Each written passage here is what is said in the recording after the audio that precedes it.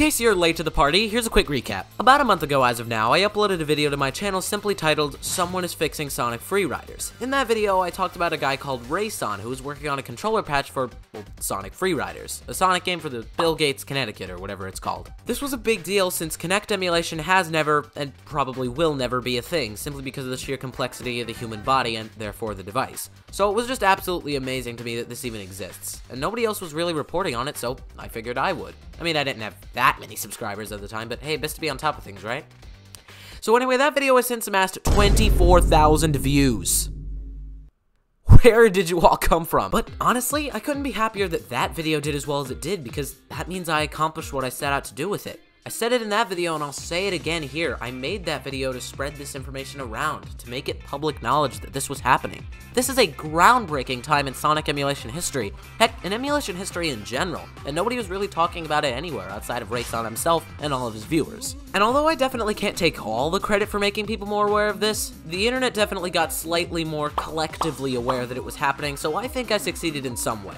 Anyway, since that video's release, a few things have happened, each one of those things being a new update to the patch. First, Rei-San fixed the broken tricks, then he polished everything in general, then he got multiplayer working. But after that, there was more or less radio silence for about a month outside of a YouTube community post from him. But then he made another post linking his boosty where you can go support him financially. But the significant part of this post was at the bottom, where he mentioned that he's just going to release the patch as it is. Immediately, everybody in the comments started getting hyped for the release, including myself. We then waited 2 long weeks for anything else, in which time some more art was added to Steam Grid DB, and a Game Banana page was formed. Then Rei-San confirmed on his boosty that the patch would be released that week, and the excitement built even more. A few days later, Rei-San announced on the Extreme Gear Labs Discord that he had created a new server specifically for enthusiasts of the patch, which everybody who was just using Extreme Gear Labs to talk about Freeriders promptly moved over to, myself included. And then, the moment had arrived. Rei-San teased us with a screenshot of him exporting the trailer to YouTube. The entire chat, again including myself, went completely nuts as we anxiously waited for him to release it. And then, right there, on that moment, on July 17th, 2023, arguably the greatest day in Sonic emulation history, it happened.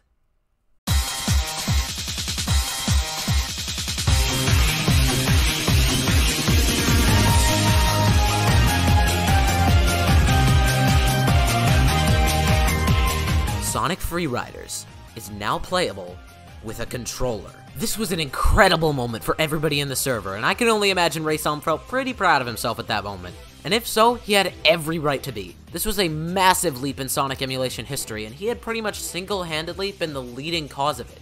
And now, Freeriders is just so much more accessible. It was tricky to get your hands on the game because of how expensive the Kinect was, and even if you did get your hands on it, making sure that you had a good room to get it to function was even more of a challenge. And what if you had a disability of some kind that confined you to a wheelchair? You were completely excluded from playing this game at all. Honestly, the more I think about it, the more I wonder, is Sonic Freeriders the least accessible Sonic game of all time? I'm not sure, but maybe I can touch on that subject in a different video. So, the patch is out now. Everything appears to be in order, so without further ado, let's get started.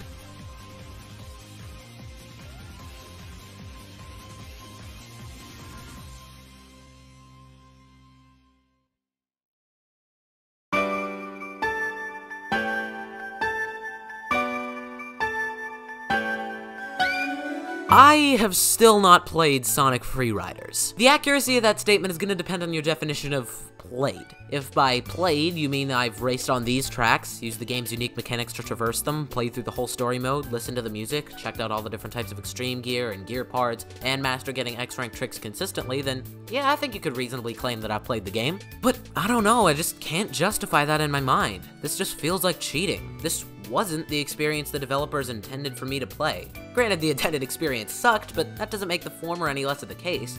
But you know, maybe for the purposes of this video, that's a good thing.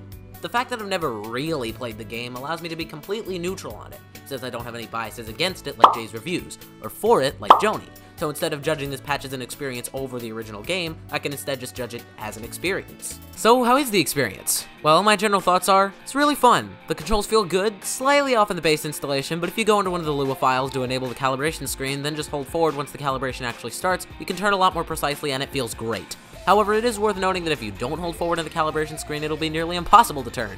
I don't know why, that's just the way that this game is. Obviously, since it's all mapped to controls now, it's a lot more responsive than it was on the original Kinect, and definitely a lot less exhausting. You move with the analog stick. No way! Hold and release A to jump, hold and release X to do a kick dash, press Y to switch gears, press the right trigger to use items, hold the A button to ascend when flying, press the left and right bumpers to punch, left and right, press start to pause the game, and move the right stick around to control the pointer in menus. Although I'm honestly not sure who'd really want to do that since you can just control the menus with the D-pad and A button, but if for some reason you do, it's worth noting that pressing select to recalibrate the fake Kinect inputs and or pressing the Y button can make it reappear if you find that you can't move it. The only thing that's sort of iffy is doing X-rank tricks. You have to hold down A and then release while holding the right stick up and also pressing Y. It just feels kind of off your first time. But then again, I even found it pretty easy to get used to doing that to the point where I was consistently nailing X-rank tricks at high ramps. Although that could just be because of my freakishly long fingers. This is an actual image of my hand. The patch currently has a few issues. For example, the trains in Metropolis Speedway don't work like they're supposed to, where you can move left and right. However, it is worth noting that Rei-San actually did get this to work, but accidentally removed it. And if I remember correctly, he said in the Discord that he's planning to add it back in a future update to the patch. I'd also like to give a quick heads up for anybody getting soft locked on this screen. You actually have to press X instead of A like you might expect. I don't know why, probably some glitch, and really this isn't all that big of an issue, but the problem is that it's not outlined in the README, and this has led to people, GamesGauge included, getting stuck on this screen. Another thing that isn't outlined in the README is the Lua files that you can use to enable the aforementioned calibration screens. I've heard complaints that the controls are too stiff, and that's why, because the calibration screens are disabled by default. However, if you turn it all in the calibration screens, it'll be basically impossible to turn in the game itself unless you just hold forward, which is the opposite of what you'd think to do. Again, I don't know why, that's just the way this game is. So I understand Rei-San's decision to keep this disabled by default, but I figured I'd tell you what these other two do, since the last three are pretty self-explanatory, and I don't want to mess up my save file. I think disabled training mode is supposed to skip the calibration screen entirely, but it doesn't really work properly, and always crashes. But always show hidden buttons is a lot cooler and more useful because it gives you access to every single thing in the game at once. Behold the mighty Giga-Chadness of Rei-San! There's one more thing I want to mention, and this isn't really an issue with the patch itself, but I figured I'd place this point here since I can't think of a better place for it. For some mysterious reason, this game runs faster than it normally would on Xenia. There's some technical mumbo-jumbo reason for it that I could pretend to understand, but instead I'll just provide a fix. What you have to do is open an NVIDIA control panel, or some application like it, and set the max frame rate of the application to 60. That should get you the right speed. Alternatively, you could fiddle around with the VSync interval setting in Xenia Canary to get the right frame rate. A value of around 23 or 24 should do the job, but it's not quite as consistent. But yeah, I mean, what more can I say? Just as Master Trainer Peter predicted, there's lots of great elements here, and now they're actually attached to a playable game. And in my opinion, not only is the game playable, but pretty dang good as well. Solid A-tier experience. Actually, that tier list I posted was supposed to have the No Connect patch on there, but I accidentally forgot to save the file before posting, so here you go. Honestly, it's just incredible to me that this even exists, even now. And it gets even more fun if you boot up Parsec and play online with other people. It's an incredibly fun experience, which is a perfectly considerable substitute until they can get FreeRider's actual online functionality working in Xenia. I also can't wait until people get this to run on Steam Deck. Somebody on the Discord claims that Xenia is broken on the deck, but maybe they just installed the wrong version because I've seen footage of Unleashed working just fine on the deck, so I don't know what that's about. Someday I gotta get one of those things and try it out for myself and feel dumb when I realize they were right the whole time. But yeah, as per this little accidental tradition I've started, that's basically all I have to say on this. If you're interested in keeping up with the patch's development, I recommend following their Twitter account, which I actually made the official logo for, and joining the Discord server. I hang out there frequently, in fact, so if you have any questions about anything or just want to chat about the patch, I and many others, and even Rei-San himself, are really active there. I totally recommend it. We also host frequent 2-player matches. So yeah, if you love Sonic Free Riders and think this looks cool, or if you hate Sonic Free Riders and think this looks cool, please give it a shot. I cannot recommend it enough.